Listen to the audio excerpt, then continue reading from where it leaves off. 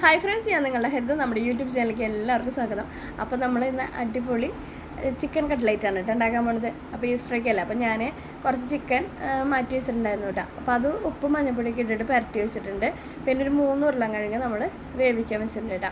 പിന്നെ നമ്മളൊരു ചീഞ്ചട്ടി വയ്ക്കുക, കുറച്ച് വെളിച്ചെണ്ണ ഒഴിച്ച് കൊടുക്കുക. പിന്നെ ഒരു ചെറിയ സബോള കുനുകുനാന്ന് അരിഞ്ഞത് കേട്ടോ, അത് ഉപ്പിട്ട് നന്നായിട്ടൊന്ന് വഴറ്റിയെടുക്കുക. പിന്നെ ഇഞ്ചി, പച്ചമുളക്, വെളുത്തുള്ളി പേസ്റ്റാണ്, അതും നമ്മളതിൽ ചേർത്ത് കൊടുത്തിട്ടുണ്ട്.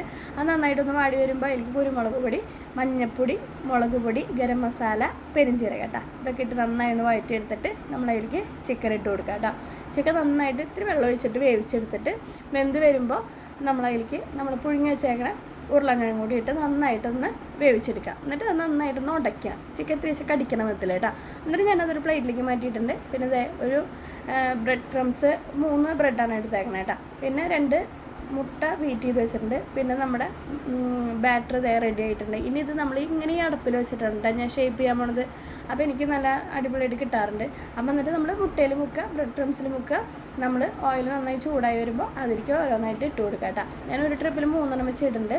അപ്പോൾ അതേ നല്ല അടിപൊളിയായിട്ട് നല്ല കളറിൽ വന്നു കേട്ടോ. എനിക്ക് നല്ല ടേസ്റ്റും ആയിരുന്നു. നമ്മൾ സാധാ കടയിൽ കിട്ടുന്ന പോലെയല്ല, എന്ന് വെച്ചാൽ ഉള്ളിൽ നല്ല ജ്യൂസി ആയിട്ട് പുറത്ത് നല്ല ക്രിസ്പി ആയിട്ടാണ് എനിക്ക് കിട്ടിയത്. അപ്പോൾ അതേ ഞാൻ ടേസ്റ്റ് ചെയ്ത് നോക്കാം കേട്ടോ. അപ്പം നല്ല ചൂടുണ്ട്, പിന്നെ നല്ല ടേസ്റ്റായിരുന്നു. നമുക്ക് കഴിക്കാൻ നല്ല രസം, മട്ടിച്ചൊന്നും തോന്നില്ല കേട്ടോ. അപ്പോൾ എല്ലാവരും ഉണ്ടാക്കി നോക്കണം, എന്നോട് അഭിപ്രായം പറയണം കേട്ടോ. പിന്നെ നമ്മുടെ ചാനൽ ഇഷ്ടപ്പെടുകയാണെങ്കിൽ നമ്മുടെ ചാനൽ സബ്സ്ക്രൈബ് ചെയ്യണം.